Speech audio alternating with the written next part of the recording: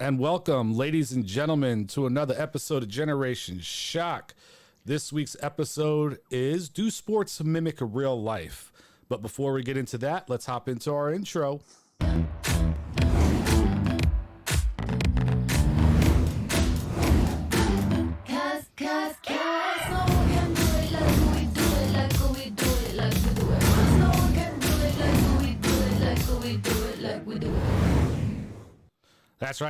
That's right. We're back and better than ever. I'm your boy, the Monster on the mic. I'm Sheck Monster. And as always, I got with me the cutest co-host this side of anywhere. I got my boy, Mazai. How you feeling tonight? How you doing? I'm feeling a little bit rushed. I feel like, man, I had to get home. But other than that, great, relaxed, and a little bit hungry, but I'll deal with that after. Yeah. You know, I get it. Late days and rushing home to do the show. This is how dedicated we are, people. Now, I just want to throw out there, we are trying a new look, so love to hear your comments and things of that nature and on what you guys think, because we are doing something a little bit different now with the background and some of the things we're doing on the show. We're trying to turn it up a level. We're trying to give you guys a better experience here with us at Generation Shock. So, but we want your feedback. We want to know what you guys think of this experience. You know what I'm saying? So be sure to, comment down below and let us know. So and don't forget to like and subscribe. That's gonna come later, man. Don't worry, I got you. I got everything unlocked tonight. Okay. You know what I'm saying? Everything's gonna be unlocked. You don't worry about me, little bro. All right. What are you drinking on? Just some water? Actually, is what do you call that water? Salsa water, whatever you call that shit. That you buy it in a can. Yeah. That water. Yeah, tonic. No, it's not even tonic water. It's water, but it has no sugar in it. It's better than drinking soda. Time to be like, honey, can you make me a drink? Yeah, no. Yeah, that's exactly it. So, Oh, yeah. All right. So, without further ado, I guess it's about that time. What do you think? Should we roll right into it? Yeah, let's roll right into it, bro. All right, it's time for that Monster Week in Sports. Let's go.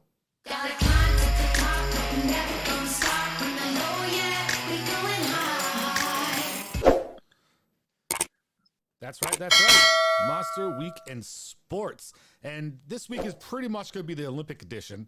So right now, just for everybody who's viewing, understand the medal count that I have scrolling across the bottom is the information I had, what was current to date. Now, I know there's events and things going on now and stuff like that, so it may have changed and things of that nature.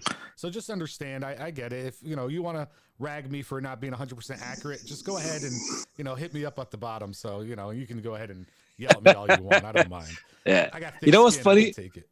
Yeah, you know what's funny about that? Like it seems that the United States is leading in total medals, right? Correct. But I've almost every event I've watched since it started, like we only have like a few golds. Everything else was either bronze or silver or none at all. I mean, if you look at my tracker at the bottom, we're only one behind China and Japan, who are tied at 15. So, yeah, but every event I watch, we didn't win gold. Well, except for stop watching the Olympics then, so we can win more. I think there's a lot of hype behind a lot of the like, for example, Simone Biles, Ledecky, and there's a lot of pressure on them, and they're not getting gold. Except for, I can't say Ledecky did end up getting gold in the 1500 meters. There's some golds. Like, listen, it's not. I mean, there's pressure on them, yes, but this is what they do for a living, right? Like, this is what they're out there doing. Now, I was going to get into it as far as like some of the stuff going on in the Olympics. So, when we look at, like you were talking about Ledecky, there was a disappointment for some people for her because she got beat out by Ariana Timas for an event that they thought she would win, right? Yep. And this Ariana Timas chick from Australia, she is just like, it's like Ledecky and her are just, battling in every event in the pool. And unfortunately, it feels, like Titmus, or I don't know how to pronounce it probably right. I'm probably pronouncing it wrong, but Titmus is getting the better of her right now. So it happens sometimes, right? Yeah, but I mean, I think our expectations are a little higher. We don't even know what they go through. We always us as spectators, we always like, yeah, but what? She's not getting gold, bro. The day before her second event, the day before, she did total throughout the whole day 10,000 meters. Well, that's the thing too. Think about that. There's also in Olympic competition. There's also a different format this year from what I've been hearing than there normally is. Because normally, what they'll usually do is they'll like race in the morning for these qualifiers, and then the finals will be at night. Now, what I'm hearing, according to reports, and I could be wrong, but like they're doing stuff at night for the qualifiers, and then the next morning they have to do these races for these finals and stuff. So it's like it's mixed up what they're kind of used to and everything like that as far as things go. So it's got to be a little tough on them. That is for sure. Yeah, of course. You know, and they're like you said, these chicks like her, she's not just racing one or two events. Like you think about some of these athletes, they're just out there only doing that. That's all they're doing. Yeah. She's swimming, yes. But she's swimming relays. She's swimming individual leads. She's doing all these things out there that are just not easy to keep that stamina and energy. And I don't know the age between Ledecky and Titmus, right? Maybe Titmus is a little bit younger. She's a little bit more hungry. I can tell you she's probably a little bit more hungry because Ledecky kind of owned the pool for women. So she's after that, right? And sometimes, you know, the reason certain athletes retire and stuff is because they don't have that hunger that these younger athletes have. But we did have some men, right, do good. Caleb Dressel wins the first men's 100-meter freestyle, his first individual medal. And then we had Bobby Fink of the United States win the first Olympic 800 men's freestyle in over 100 years, right? So we do have some good storylines out there. Of course. And then we also have but you know that race that she lost, Ledecky lost in she got third, so she got bronze. Second or third. She got bronze. Okay. Right after that one, she had to go do the 1500 meters. Yeah. That's like 30 times, bro. Yeah. And she got gold there. But I'm like, all right, maybe she was saving her energy for the 1500 meters. Bro, that's a lot of swimming. It is. And it's not easy out there. So I give these athletes a lot of credit and a lot of props because you know, this isn't something that's but they're not playing. Like I'm watching. I like to also watch the background stuff and the people that are like holding the Olympians. Okay, before they make the announcement and all that. Those people out there, they're not even like in Japan. They're not playing. If you're not wearing a mask, they tell you immediately, hey, put on mask. Oh yeah, and the athletes have to put the mask on. I seen it. I was like, oh shit, look, she just told him to put on his mask. I was like, yo, they're not playing. But just a couple other shout outs for USA, you know, Olympians. Amber English and Vincent Hancock were Olympic skeet gold medalists. So that was really cool. They both, I think they're both military too. Yeah. And then you have the women's debut for the first ever 3-on-3, and they caught gold. Yeah. Can you believe men didn't even qualify? Yeah, listen, 3-on-3 is hard. So, I mean, what are you going to do? I mean, come on. Could you imagine 3-on-3? It would have been Jordan, Larry Bird, and Magic Johnson. Who's going to beat them? Well together. Speaking of which, I'm going to hop out the Olympics real quick. We're going to talk about stuff in regular sports, if you don't mind, or you got anything else? No, go ahead. Yeah, of course. It's not Olympic event is, it's still part of sports. Yeah. No, I know. That's why I was just saying I didn't know if you had any more you want to talk about, but I want to get into regular sports. I just got an update about 15 minutes ago, and this is mind blowing. Russell Westbrook has been traded to the Lakers. No way, really? Yes, to make a big three to compete with the big three in the East, I guess. So you have Westbrook, LeBron, and AD. You got Kevin Durant, Kyrie, and the guy with James Harden. He does this when he dribbles. Oh, the beard. That's the beard. James Harden. So like you got your little power teams coming. One on the East, one on the West. It's crazy out there. So I think LeBron James is done. Yeah, I think you're wrong, but that's okay. That's for he's done. Yeah, that's for another. Yeah, also, he's done. I know I've been talking about Aaron Rodgers a lot in this segment. So Aaron Rodgers ends up reporting to camp. So really, he showed up on the first day. He's right there. They did renegotiate his contract slightly though. So what they're doing is they're going to give him a little bit more control over what he does next year and things like that. And they went ahead and put out an olive branch, and they went and traded for Randall Cobb, which is a player that he really liked on the team. So Randall Cobb's heading back from Houston over to Green Bay. So, I was wondering, though, like I kind of thought at the top of my head, though, I felt like it was almost a little bit of just a drama queen then. Like all this shit that went down about you not wanting to play there, this and that, and then you show up the first day you're there. So because things get talked through the off season. Yeah, but the reports where there wasn't a lot of talk. Listen, I get it. I'm not knocking him if he was trying to just do a power play and it came time that that maybe they caved and we don't know in the background or what's going on. Yep. But or maybe he's like, shit, they got my bluff. They played my bluff. Yeah. So you never know. Because I think that kid that was that young man that was he's QB, but he also played every position. I thought he was going to be the next man up. Which one? Number 17, I think it was, or 11. Jordan Love. Yeah. Yeah. The white kid. Yeah. There was talks about it. Yeah, I thought he was the next man up for Green Bay. Yeah. Man, the guy's beast. Yeah. He's a stud, bro. He's really not, though. I mean, I'll be honest with you. I just want to see how far you go with it. You don't know anything about Jordan Love. What do you know about Jordan Love? I don't know shit. All I know is I watched him play a couple of games, and he was able to play. I don't even know if his real name is Jordan Love. I'm talking about that white kid. I think it was number 17 or that he would play. He would be, yeah. The backup?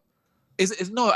You know what? I think I'm confusing the Packers with New Orleans. New Orleans has Jameis Winston and Tatum, who's number 7. Yeah, him. I am confusing quarterback.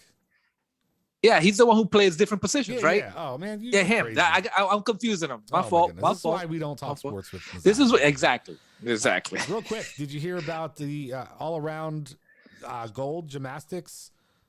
I think her name was Suni Lee. Soon Lee. She won the girl from Minnesota. Yeah.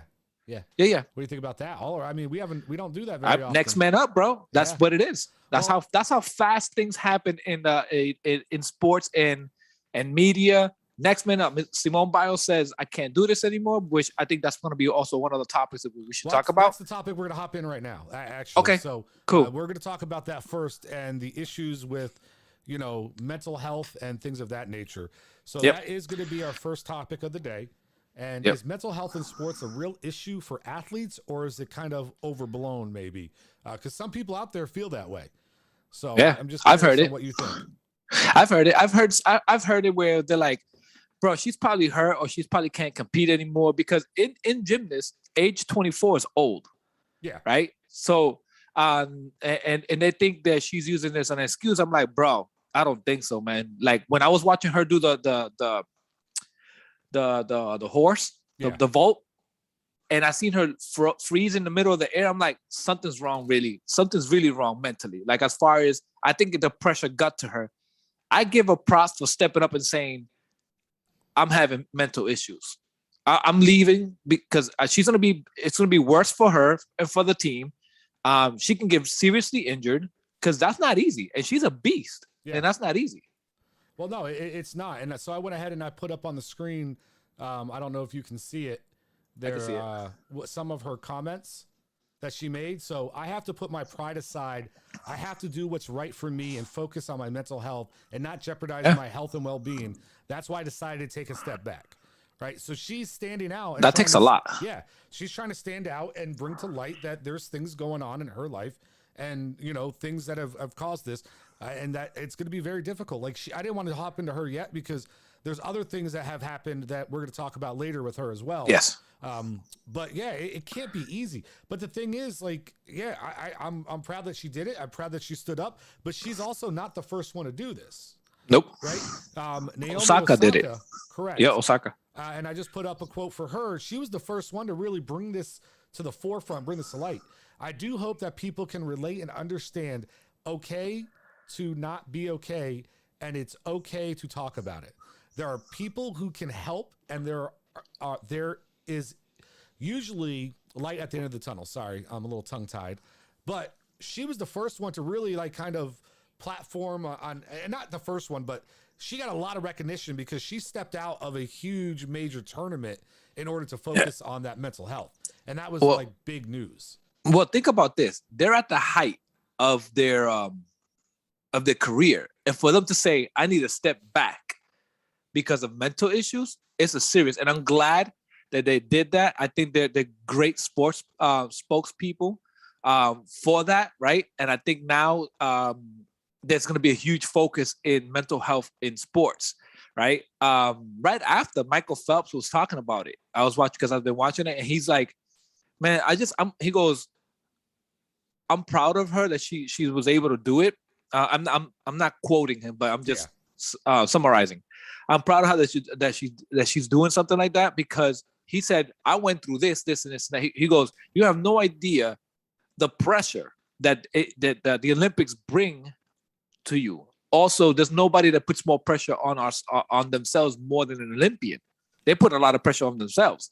And he goes, when he was dealing with it, and when he won the 8 gold medals, and right after that, he goes, I went through a meltdown, and nobody knew about it. And then he started opening up about it, and then he went through all that breakdown. He's like, and I'm glad that she's able to open it up. She's brave for that, and now it should be a topic of conversation throughout the world of sports. Yeah, I mean, I definitely think it's an issue. I think people forget, and this is why I kind of brought up the sports mimicking real life type of thing, right? Because I think people forget that athletes go through depression just like everyday human beings. Everybody thinks, oh, well, what do you have to, what's wrong with you? You're the best in the freaking world at things. You're the millionaire. You can't go through that. And all that stuff. Now, I mean, Olympians aren't that rich. I know. Be honest. But I'm just saying, like in sports general. Right? But like Osaka, oh, what do you have to be sad about? You're young, you're beautiful, and you're the new best tennis player in the world. Like, what could be going on with you? People don't realize the pressure and think about it. If you're out there training to be Olympian, for instance, what kind of social life or love life are you really capable of when you're literally dedicating everything to that sport? I mean, it's different with other sports because they get, it's a job. They're getting paid for it. They're getting, but these people, they're like, unless they're good enough to get sponsorships and stuff like that. I mean, you hear the stories all the time about Olympians who are working these. They left a comment saying that your voice is low and mine is louder. Okay, I'll switch it up. Yeah, I'm just letting you know that's what's on the chat. I'm sorry to cut you off. Yeah, that's all right. You just want to ruin, my. I'm sorry. You was in that zone, and I just want to make sure. I remember anything what I was going to talk about. I'm so sorry. Yeah. Okay. How's that sound? Is that better, team? I don't know. The viewers hear it. We don't. Okay. I don't have the chat up at the moment, so I can't see it. That's why. But I'm so sorry. Go ahead. No, it's okay.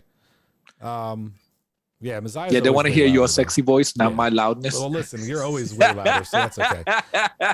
No, but I completely lost my train of thought there. So you know what the problem was? You got me so worried about your stupid mic when we were doing pre-test that I didn't even think about my mic. Because I was too soft last week.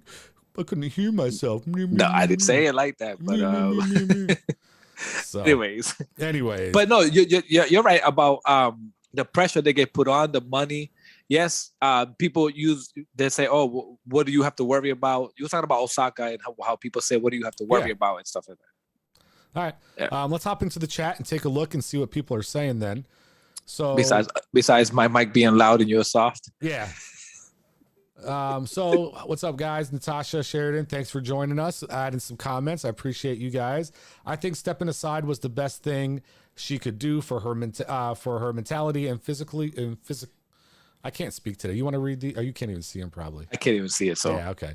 Everyone struggles with their own battles. So yeah, I mean, this is something that, listen, I'll be honest, I've had levels of, depression throughout my life and different things because of stuff that has happened to me and things I've gone through. And I try my best to battle it. And I've known my whole life, I probably should have gone and sought out help or stepped away from situations and things like that. And I didn't, and I probably should have. So I do understand, the struggle that people can go through. Things aren't just bad for people who are in a bad spot, and that's what we got to remember out there.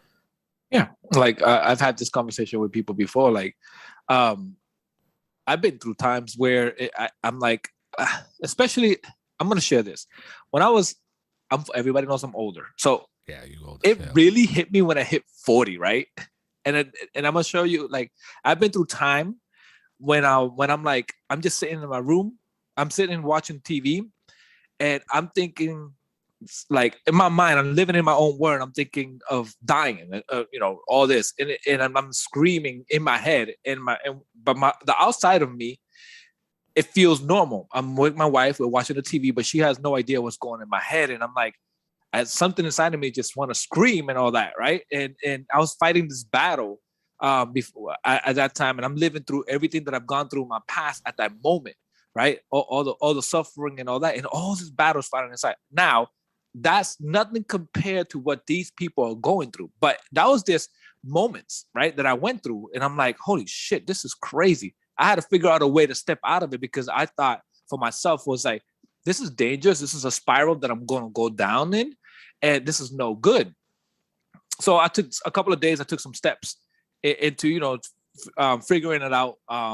Started, meditating, and I actually went to the hospital and be like, hey, listen, I just need to get checked because I just turned 40, and I'm thinking all this shit is bad inside, and because I feel like nothing's wrong, but I just want to check. And I want to know if something's wrong, because in my head, I'm thinking something's wrong and I don't know it. And the doctor's like, nah, she checked me, and I was like, you're fine, this and that. But that scary moment where in my head, I'm thinking I'm going to die, but everybody around me sees me calm. But in my head, I'm fighting this battle. I think I only got a glimpse of what it is to go through either lightly mental breakdown or of depression. Yeah, it's rough out there because I don't even know how to describe it. Yeah, because I'm like, I have never gone through something like that. It could have just been a midlife crisis if you're, turning 40. If only if I'm going to live to 80, it would be a midlife crisis. Well, you're so literal about stuff sometimes. It just boggles my mind. Obviously, yeah. It's just the expression. It could have been that, but that alone is a mental effect. It's a mental, and that's the first time. It's the first time I went through something like that. I could only imagine having the pressure of the world in your shoulders. What it's like. Yeah. Who's counting on you? Yeah, and not only that, now you also, let's say, for people in sports, since we're talking about that, they have the pressure of the they remember they're like corporations, right? They have people that work for them now. They have all this thing. They have to keep up this model of who they are, this fake being, right? Because it's hard to be yourself when you're in the spotlight. They got to live with that pressure. They're going to live on top of that of, if you're an Olympian, with the medals that you have to bring home, right? If you're a regular athlete, that you're not doing a once every 4 years event, you have to live with the world of being the greatest that you are. And that comes with sponsorship. That also comes with, you have a managing team, you have a publicity team, you have all that. And if you got to provide for your family, that's a lot of pressure. And all they want to do is play a sport that they love. Oh, absolutely. Listen, there's no way two ways around it, that it's one of those things that can't be easy, and that I can't imagine going through. I can't imagine it, but I'm saying to that level where yeah. And I guess we all feel this way. I'm just like, what I'm depressed about or whatever it is it really, it's not really that big of a deal, but that's probably the problem with what they feel, right? And what they're going through, that they feel like it's not that big of a deal, but it is to them. And so it needs to be addressed, and needs, it is a concern out there. So, yeah. But it is a scary, I could only imagine what people go through that I go through it every day. Yeah. And they live in depression, and they live in like, anxiety is huge now. And COVID heightened up anxiety. Yeah, for sure. The shit that we went through last year and now his heightened up anxiety so much that it's scary. It is. Listen, like I say, there's really, I don't like how people get upset and want to overreact to the fact that these people are doing what they're doing, right? Like, first of all, the laws, the rules they have in some of these things, to me, are just absurd to begin with, right? Okay. So they have these rules out there that, she's forced to do the Naomi Osaka. The reason she left, because she was being forced to do these interviews with the press that she wasn't in mental space and capable of doing. She would have continued to play and continue to participate in the event But they're like, no, you have to talk to the media. You can't get around that. There's no choice. You have to talk to the media. It comes with a fine if you don't. Yeah, exactly. So she's like, you know what? Screw you guys. I'm just going to leave your tournament. We'll see how good your tournament's doing if I'm not there. Because at the end of the day, she knows she's worth more than the tournament is. You know what I mean? Yeah. And so the fact that they did that to her, though, is just incredibly mind-boggling. Yeah, it's everybody wants, I'm not saying them, but everybody wants that glimpse of that world, but they have no idea what that world is like. And they're the only ones who can tell you what that world is like. Yeah, and listen, not everybody as good as Marshawn Lynch in handling those situations when you're being forced to speak in front of the media, right? Yeah. I'm just here so I don't get fined. That was his answer, remember? I'm just here so I don't get fined. Exactly. And and that's the reality of it. Sometimes people like they have to look at this and readjust the way they handle these things. So, it's just he was intelligent in doing that, in a way of the way he handled that, because he could have been anybody else and be like, he could have blown up on media and ruined his brand. Oh yeah, like crazy. But that actually helped it. That blew his brand up. I know. That was huge for him. Yeah. So it's just one of those things. When we're talking about brands, there's a NFL team whose brand was really tarnished not long ago because of some allegations that came out about the organization and things of that nature. So, it's definitely something I think we should hop into next with our topic and talk about it for a few minutes. And so what we're looking at how bad is sexual harassment in sports today, right? And that's kind of what we want to talk about, because it seems to be something that's going on. It seems to be at the forefront of what we see. We've heard, and this is where, once again, it mimics life. We heard a lot about this stuff with, politicians and people of that nature, right? There was a lot of, I think the governor of New Jersey at one time, there's been a lot of other people who have been implicated and talked to, and had stuff happen. And, person to person in sports, that's a little bit different but when we're talking about organizations and people in power, for instance, I think the guy was Sandusky back in Penn State and the stuff that he was doing. Right. That's somebody in power in an organization that shouldn't be doing those things. So it just kind of, brings up that topic and everything. And I think we can start off, though, with what we were talking about, which is the Washington football team. And, this is just a little something they put out there. From dream job to nightmare, more than a dozen women alleged sexual harassment and verbal abuse by former team employees at the Redskins park. Yeah. At the time, that was still the Redskins. Now it's the Washington football team. But what do you think when you hear stuff like that? I mean, I think in organizations where I think some people of power think they can get away with it, and maybe it's because they have been getting away with it for a long time, and nobody had was brave enough to step up. It's why shit like that happened. Yeah. And that's why the hashtag Me Too movement was huge. I wasn't aware of that. Yeah. It wasn't because of that's what happened with Washington, but it was because, somebody actually stepped up and say, I'm not dealing with this shit. You're not doing this shit to me, or I'm tired of this shit. You're a person of power. I'm going to step up and speak no matter what it does to my career. Yeah, and it needs to happen. Right? And it started the movement. Yeah. And it started a huge movement. I think, like I said, the thing that bothers me most about this issue has to do with these people abusing their power. And I guess that's what it comes down to, because they puts these people in a position where they feel they don't have a choice for their employment, their livelihood, or whatever else the case may be. And so that's what's, a little scary about the situation. When you were talking about the fact that, hold on a second, sorry.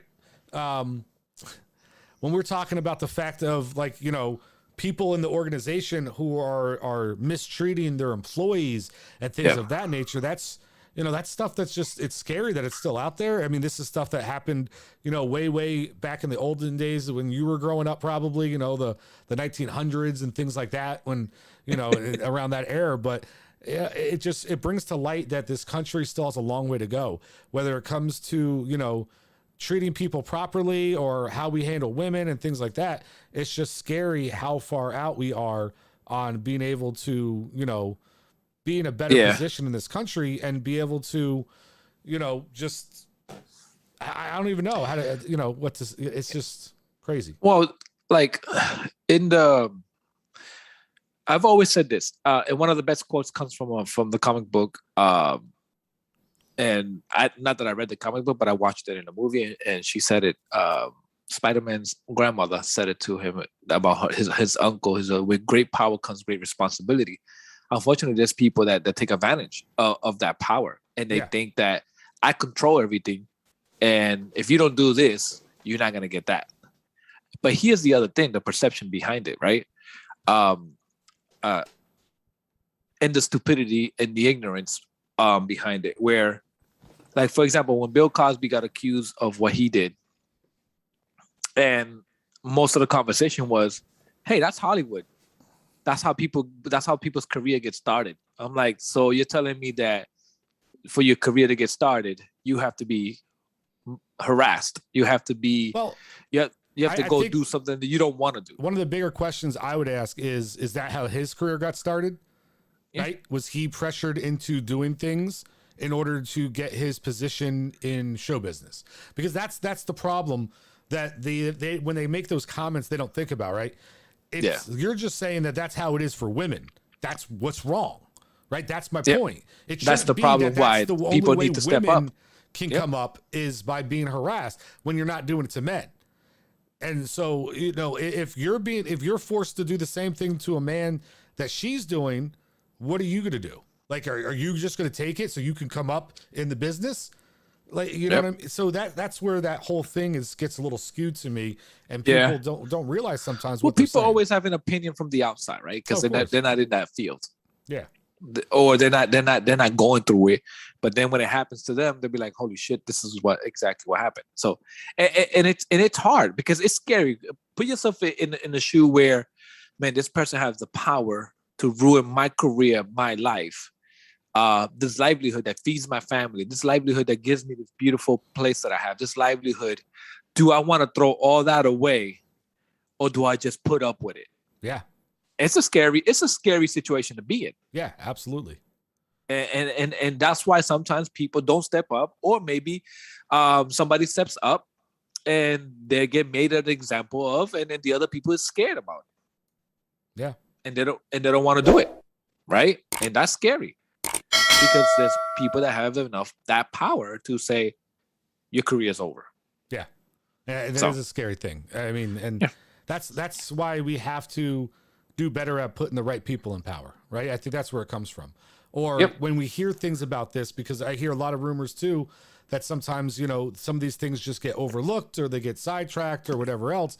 But it's just, we're, in a world that we need to take these things that happen in the workplace more serious. And that's not to dumb down the individual to individual things that happen outside of, that and everything like that. But we're mainly just talking about, in the workplace, in sports, in that kind of environment. Right. Yeah. I mean, even the Deshaun Watson stuff, right? I mean, 17 or 22 counts of harassment and stuff like that. He could have been considered in a position of power at that time. Now, if it was women who weren't in the workplace, because I think one of them she was a massage therapist for him or something, but the other women who were outside of that, that's a whole different topic for a whole different day, I think. But, it's still, when you're a mainstream person in that organization, like the quarterback and like those types of people, you also have a responsibility because you're being paid by that organization to be the face of that franchise. Yeah. And the crazy thing about this, what about that? It happened in, I believe, in the gymnast girls. Well, that's what I'm going to get into next, right? Okay. That's, one of the reasons that Simone Biles could be having her mental health issues is because of what happened, with that whole thing, because she was involved in that. You could go ahead and talk a little bit more about it, but I definitely, But I think this is past that though. Because I think it happened in 2017 and 2016, and she finally opened up after that. But that's where I disagree, because okay, everything that we heard or everything I heard about it coming in is, like you told me, she's a little bit older than most gymnasts at her age, right? Yeah. But she felt responsible to be at these Olympic Games because of what happened. To be a symbol and a shining light that, listen, you can try to knock us down, but you can't. We're still here. Mm-hmm. We're still going to do our thing, and you can't stop us. And that was one of the reasons that she went out and she wants to participate in these games. So, of course. So for that, she wants to be the example of, hey, I'm strong enough to deal with this, and you're not going to stop me.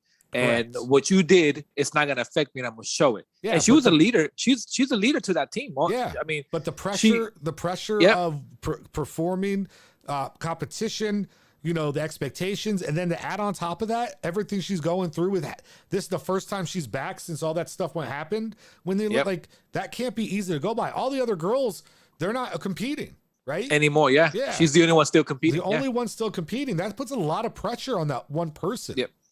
So. Yeah, and again, this is I was reading through it, and it's a person that they trust, that they trusted. 265 women, I mean, young girls, athletes, accused this guy.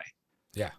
He was the doctor of the organization, right? He was a physician there, and what he did, and they were minors. Think about how it affects them, right? And that's all in the back of their heads, right? And it sucks. Yeah. And there's also, like, I was reading through it, right? And he worked for a college. I think it was Michigan or some other college.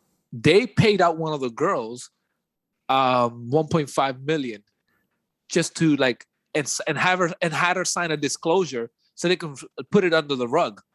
That's another thing that enables guys like that or people like that. Where organizations like, wait a minute, they worry more about the brand and they try to sweep it under the rug by giving you this amount of money, but no amount of money is gonna help you recover mentally from that. Yeah, you'll take it.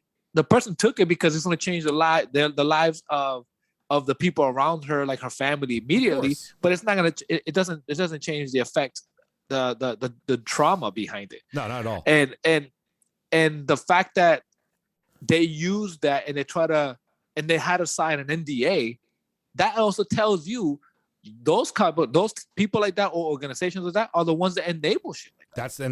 That's what it all comes back to. That's exactly where it was, right? Yeah. And you know what, this stuff, like it all ties together too, because we're talking about, right, these things are what cause some of these mental health problems, right? Yeah. These abuses and things like that. Well, the other thing that causes those types of things is going to be how people treat athletes of a different ethnicity or different color. That can cause a mental health issue, right? By the way, the college is the college is Michigan State University. I just wanted to make sure I put out the right college. Okay. So that's another thing that can affect a lot of athletes and a lot of people out there is racism and how it's running rampant. So the next topic we want to go ahead and start with is racism still alive and well in the sporting world? Of course it is. And so, but some people say it's not, because what people look at? They look at the color of the skin of the athlete that's on the court, right? Or on the field or playing the tournament. And so that's all they see is, oh, well, there's this many African-Americans in this and this many people in that and this many, in there, that, racism's not still going on in sports, but that's not the case, right? That's not true. And I mean, I think the best example that we can come out with at the moment, is clearly what happened in the soccer. The England. Yeah. So the three guys that missed, I think we talked about it in one of our episodes. And then we said we're going to make it a topic in a future episode, which is today. Yeah. The fact that the three of them that they missed happened to be African-Americans. I don't even think African-Americans is the correct term. Black is the correct term. Yeah, because they're not, that term is also weird to me. Like African-American, they're not even from Africa, right? And they're actually also in England, so it can't be African Americans. Yeah. Anyways, they got death threats and they got racial discriminated against and all that. I think it's fucked up, and it exists. And Yeah, I'm like, well, the fact that you think it's not happening, it's happening. I got a quote up here. I just wanted to read real quick, and then I'll let you go. Go ahead. To social media platforms at Instagram, Twitter, Facebook, I don't want any child or adult to have to receive the hateful and hurtful message that me, Marcus, and Jordan have received this week. I knew instantly the kind of hate that I was about to receive, and that is sad reality that your powerful platforms are not doing enough to stop these messages. And that was one of the soccer players. And this is where we talk about it's mimicking life, right? Everybody thinks that, how much racism did we see come out in the news and everything recently, right? Racism is something that is running rampant in this country and obviously around the world. So now we have, because these just happen to be black soccer players who missed the kick. It could have been a white soccer player, an Asian. It doesn't matter. The color of their skin. Yeah, they missed a kick, but you don't make death threats on people, right? Yeah. And I mean, I know you think I'm going to be throwing a shot at you when I bring this up, and I promise you, I'm not taking a shot at you, but it reminds me of what I've heard about playing in Boston, right? I've been told black players don't like to Boston. play in Boston is a racist town in sports. One of the most racist towns out there. And that's just, and it's sad and it's scary. People would say, well, wait a minute, why are you saying that? One of the most beloved athletes is David Ortiz. I'm like, okay, but that doesn't prove the fact that you're pointing out just that proves that it's still a racist town. I mean, it's just like saying, oh, but wait a minute, I'm not racist. I have this friend that's this race. That's just like pointing that out. But Boston's always been known for a racist town when it comes to athletes. Actually, I think they were one of the last teams to get an African-American player. Why? Probably in basketball. I remember, but growing up in baseball. That too. But growing up watching basketball, it's the all black Lakers, primary black Lakers versus the only white Celtics, right? Yeah. And then they got Russell. The one with the 8 rings, Bill Russell. Yeah, they got Bill Russell, which Red Auerbach was the one who backed him up, and it's like, I mean, this guy's a great athlete. I've just heard stories of people in the stands and out there and everything like that, and the things they say and do, and such, and it's scary to think what goes on over there. Yeah, at those stadiums. I agree. I mean, it is a racist city. Yeah. It's changing and it's evolving, but it still doesn't mean it's not out there. No. And it's crazy to think too, a place like that was, part of the Union, fought for abolishing slavery, but I guess, they didn't want them as slaves, but they still want to treat them lesser. I guess, it's just, those types of things are nuts. Go ahead. This guy brought it up, Sheffield. Yeah. He used to play for the Yankees. He brought it up and he was right when he said it. Yeah. He's like, Boston is a racist town. Yeah. When he played against the Red Sox and all that. Yeah. People said some things, So, I mean, I guess that's the difference between Philly and Boston, right? Philly hates everybody equally. They hate everybody. They don't like anybody out there. Yeah. But, other than that. Unless you're from Philly themselves. Yeah, right? Exactly. If you're from Philly, they love you. But if you ain't from Philly,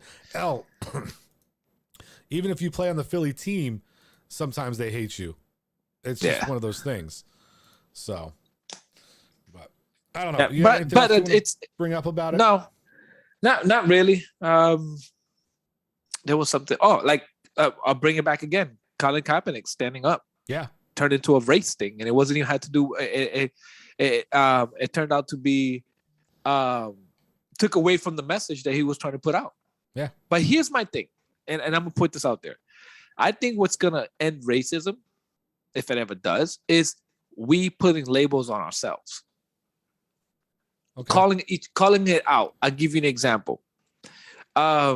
This person is the first black person to do this. Oh, this person is the first white person to do this. This person is the first Latino to do this. Why don't they just say the first whatever instead of using a race? Because I think that's how we separate ourselves. I agree and I disagree with you on that one.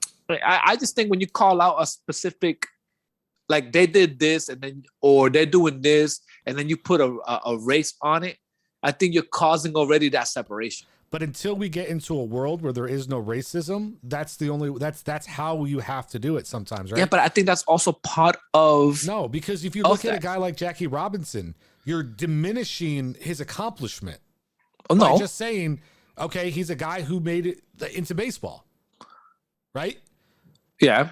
So you're diminishing what that was for those people to see I can see that. Well, I can see that because of segregation. I can see that. But I'm talking about damn, I had an example and I forgot all about it, which I'm like, but why does it have to mention what race they are?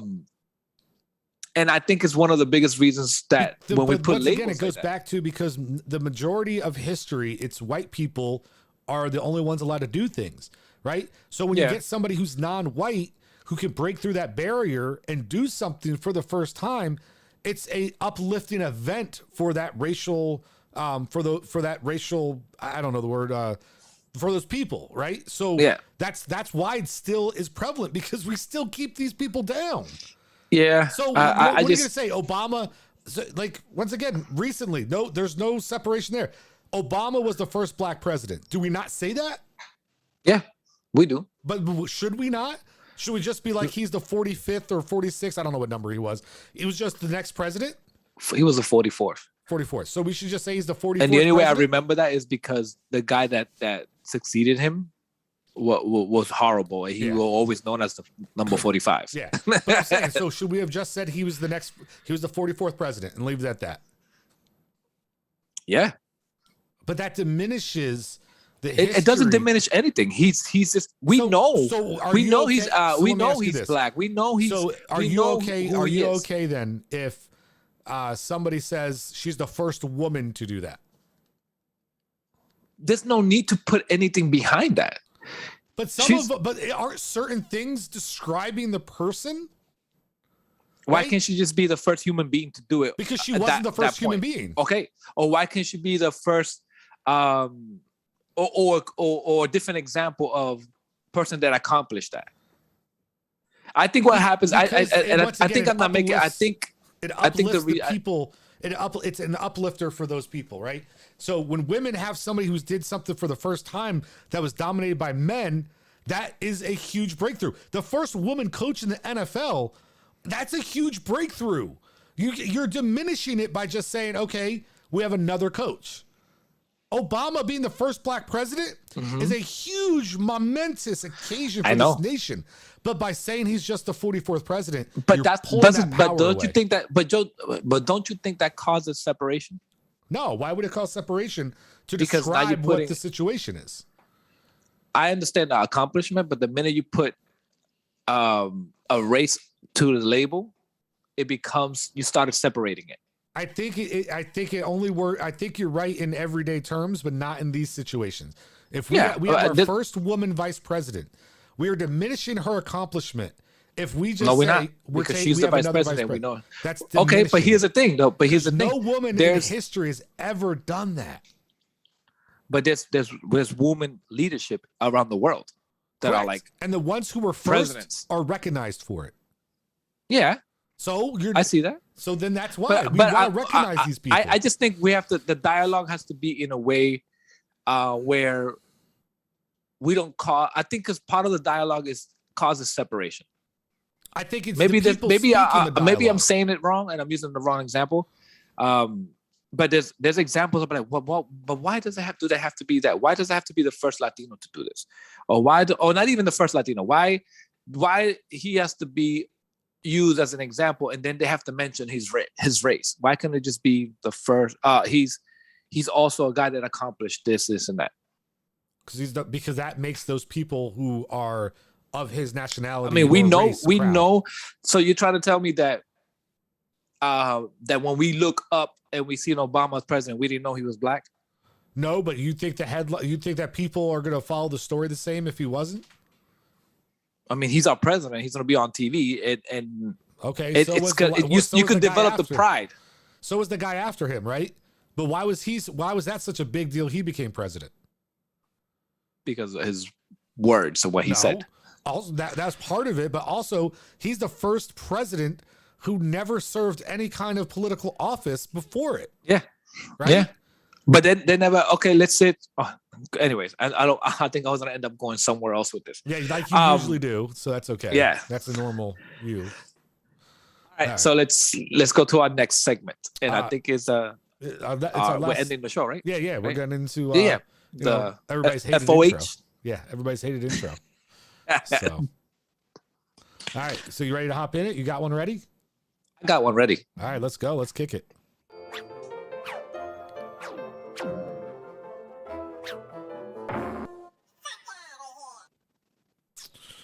All right. I do have to here.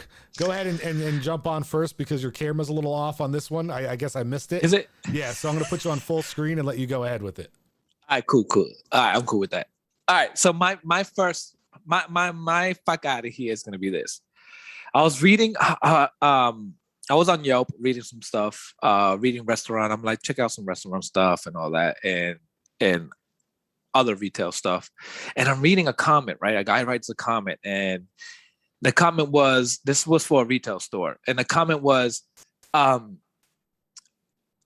this, I can't believe this company was gonna let me walk away because they didn't want to give me a discount, $100 discount, and there wasn't actually lose on an $1,800 sale. I think that's what it was, around $1,800 sale, because I've been shopping here a lot. I've been shopping at the store a lot. The last manager that was there gave him a discount, and he felt entitled to get another discount. So he was just voicing his opinion on Yelp, right? Right? And I'm like, why do people? This is why I don't believe in giving people discounts unless you something went wrong with an order. You failed at the customer service side, and you didn't deliver, right, what you promised. And taking care of the customer is common courtesy, right? But when you give, with this guy, this example, I'm thinking this guy got a discount the first time, thinks he's going to get a discount the second time, and he was so upset that he wrote a comment on Yelp talking about it and expressing it that he was going to walk away, and the store was going to lose $1,800 sale because he couldn't get a $100 discount that the manager before gave it to him.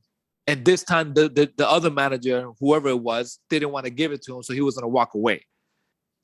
And I'm like, the entitlement, fuck out of here.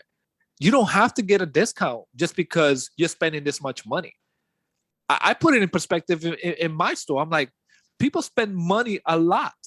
And then some people don't even ask. I get it. People is in a habit to haggle, right? To try to work something. But like, this is why I'm a strong believer is you don't just give discount to somebody just because they ask for it. Because then next time what happens, you're setting up a precedent where now they're expecting a discount from somebody else. So fuck out of here if you feel entitled that you think because somebody gave you a discount once, you feel like you deserve another discount and you was going to walk out of there on an $1,800 sale and you felt entitled for that shit. Fuck out of here. Yeah, I mean, listen, people, and the worst part is people like that, you don't even know if they really got the fucking discount, right? Probably not. Fuck out of here with that. Like, okay, like go to that. I don't know what to tell you, right? Like, I love when they come from other Best Buys, or other stores and like, hey, they did it over here. The other Walmart let me do this, return it, 2 years later. Yeah. Why can't you? Well, guess what?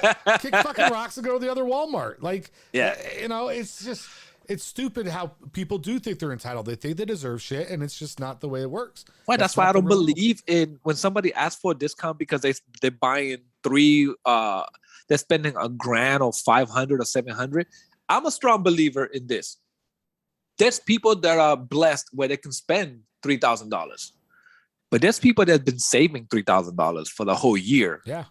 Should I give them a discount? Because they actually been saving. You're blessed to get that money, but they've been saving the whole year to get those $3,000 to save. Of it in all reality. If anything, right? Yeah. But it's not fair. No, it's not the way it works. But that was my FOH. So fuck out of here.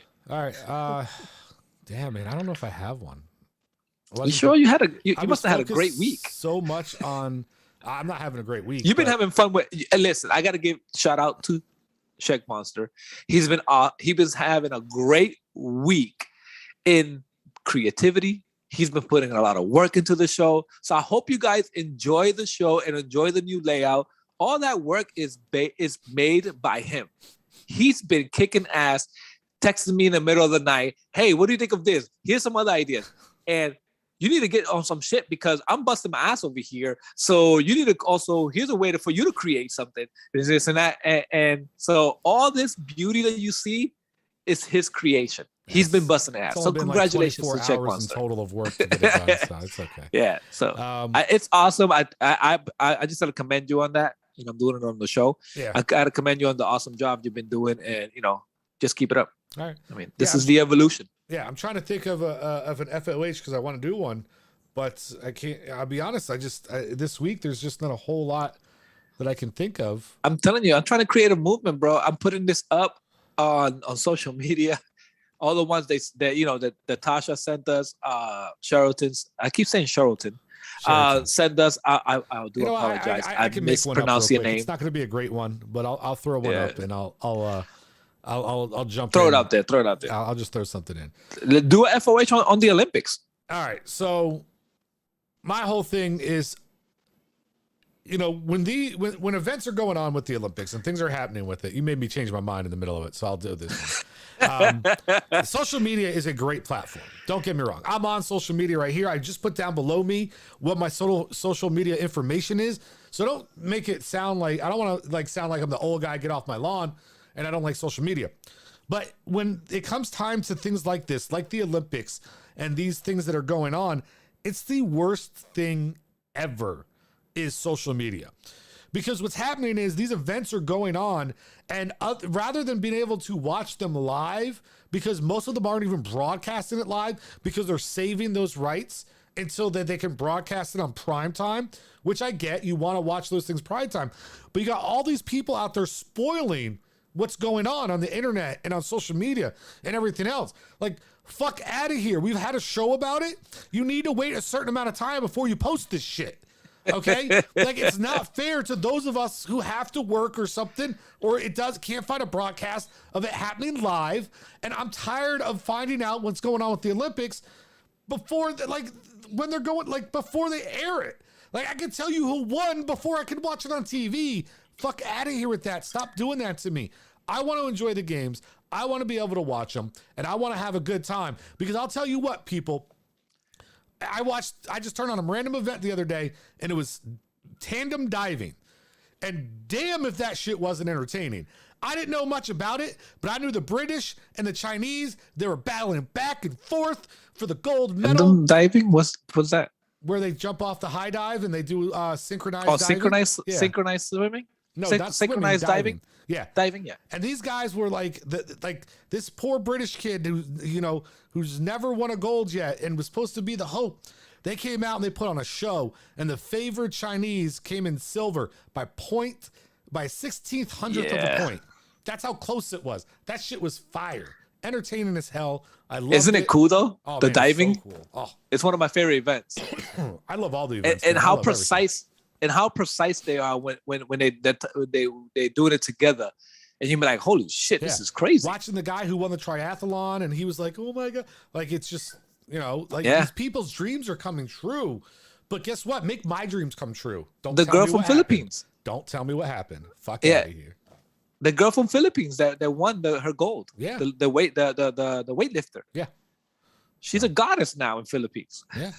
Listen, I meant to bring that up too, and we'll just throw it out there real quick, because I thought this was something that's interesting. Is there's two Korean golfers who they're forced in Korea that they have to serve military. It's some point of their life. Yes, it's a obligation. If you're born there, you must serve in the military. No, you don't have a choice. And so these golfers did not play in the Open Championship, right? Because they were preparing for the Olympics in the hopes that they could perform well enough that they no longer have to serve. Because there's been people who, if you win medals and things like that, they take away your obligation because you become a icon to the country. Yeah. Right? And a treasure. So you don't have to serve in the military anymore. And so these guys are out there battling right now in the hopes of not having to pause their golf career and step away and have to go serve. That's awesome. So that's awesome, but it also comes with pressure. Yep. So, all right. It's anything else you want to say before I hit the outro? No. All right, guys. Nothing else. Everybody, remember, appreciate you guys watching. We're having some clips come out every couple days now for different little segments. So if you miss something, you can go back and watch it in a shorter little segment. Follow us, subscribe, catch us on, the Twitter sphere and Instagram and all that good stuff. From Isaiah, from the Monster on the Mic, we out. We got the right stuff. We took the hammer right down. Wanna be like us? You better stay.